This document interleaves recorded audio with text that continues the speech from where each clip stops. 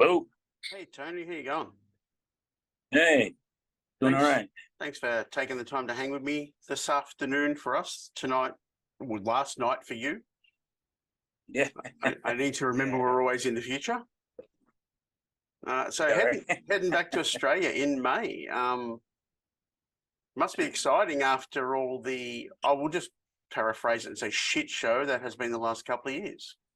Yeah, for sure, man. Yeah, it's just good to get out of the house. Now you're going to be coming up for the 20th anniversary of Machine. Are you going to do it in its entirety, or are you going to break it up? No, we'll be doing a lot more tracks from that album than we usually do.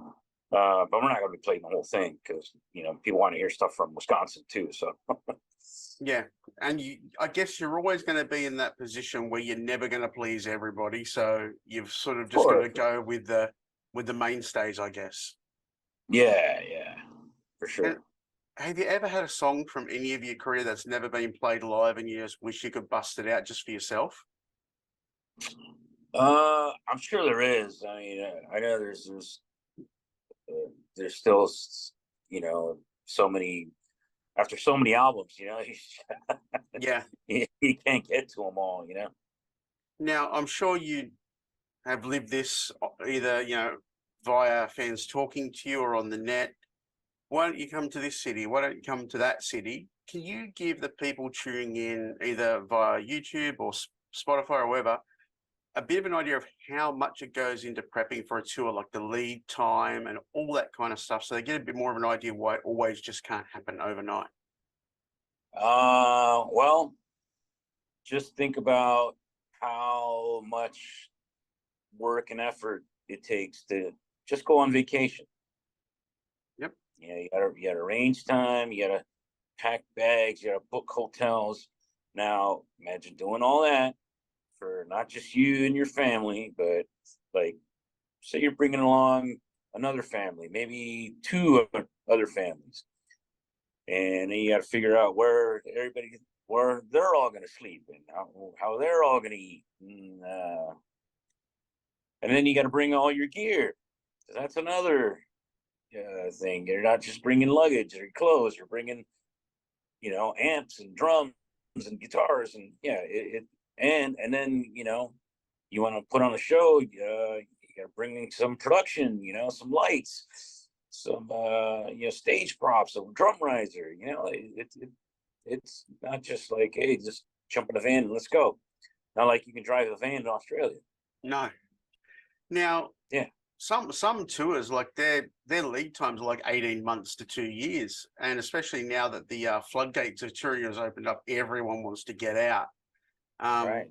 So for you after Australia, what's sort of your touring plans for the next 18 months, 2 years? For Static, there's something in the works. I can't really talk about it. Um, but in the meantime, I'm going to be doing some stuff with Fear Factory in late spring or early summer. Okay, yeah, great. Static X, they are a band that now not just celebrates a fallen brother, but they do have a bit more renewed energy. Do you have goals for Static X for the next 5 to 10 years? Outside of getting this volume 2 done and getting these tours done. The main goal is just to keep the fans happy. We'll keep doing it as long as they want us to keep going out there and doing shows. How much archival material would you say that you've got, either audio or video, that you could probably look to release in the future as well? That's pretty much it. Well, volume 2, that's the last of it. Okay. Now, when Static X started, like, the internet was around, but not the way it is today. Right. What do you miss from back then, but what do you also embrace and love from now when it comes to being in a band? Uh, yeah, I don't know. I don't know that. maybe the youth of it all back in the Yep. day. Like hangovers didn't hurt so much back then. Yep. Uh, but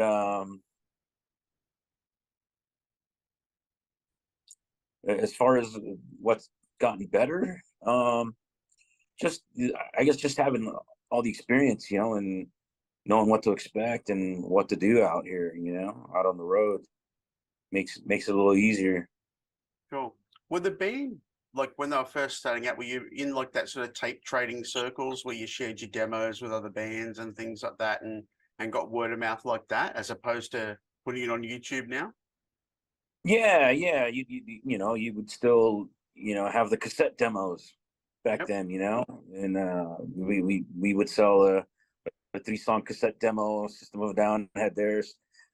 Spine Shank had theirs. Cold Chamber had theirs. All the bands back then in that scene had their demo tapes. You also said Volume 2 is coming. Will there be Yeah. like brand new material, like from scratch, not using old source or old vault material? Yeah. There's a couple of from scratch songs on there just to fill out the rest of the record. Okay, really, really sort of lame obligatory interview question. You've got to find something good to say about each one of your bandmates, but only use one word. For Kenny, I would say one word.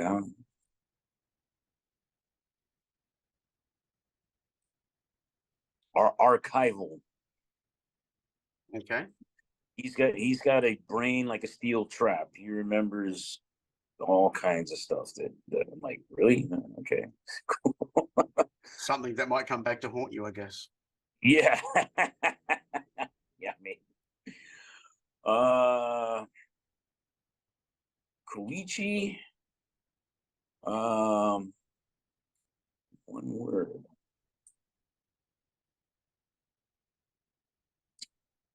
Hmm. Um I would say quiet, but he's deceptively quiet.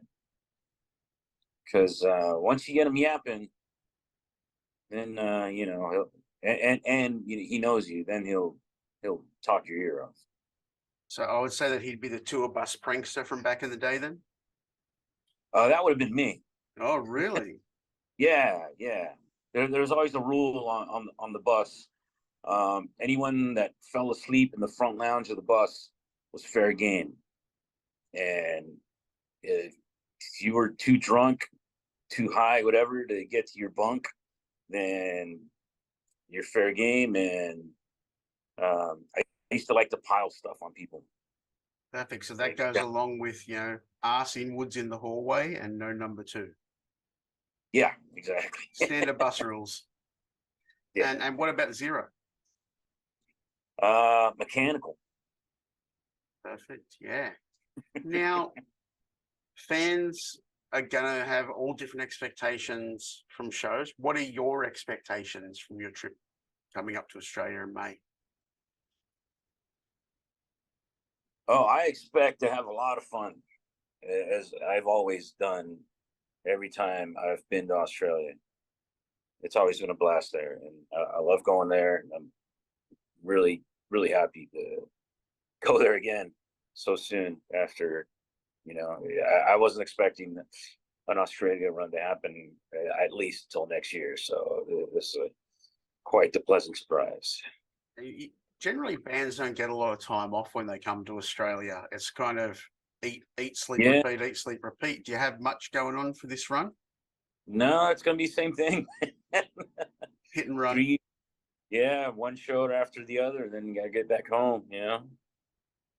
What do you do to keep sane on tour, even if it is a short run? Do you have anything that just you've got to do to keep sane for yourself? I play lots and lots of video games What do you go to at the moment? right now. Destiny 2. Okay. just got the new expansion, and I'm playing that right now. Perfect, man. We're going to let you Keeps get me out back. of trouble. Well, it would. I'm hopeless at them, so I let my kids do it. We'll let you get back to your interviews and your video games, man. We're going to see you in a couple of months. So I'm really looking forward to it because I actually missed you last time. I was actually at another gig when it was on. So I'll make sure I'm there this time, and I cannot wait to see you guys like actually just tear Australia a new asshole. Good times, man. Awesome, man. See you later. Thank you. All right. Bye. Take it easy. Later. The world is a vampire. The Smashing Pumpkins are coming down under this April for their World is a Vampire Festival. With special guests, Jane's Addiction, Amel and the Sniffers, and more. Plus, professional wrestling, the NWA versus Australia's best. Tickets on sale now at oneworldentertainment.com.au. The Smashing Pumpkins World is a Vampire Festival. Get your tickets now.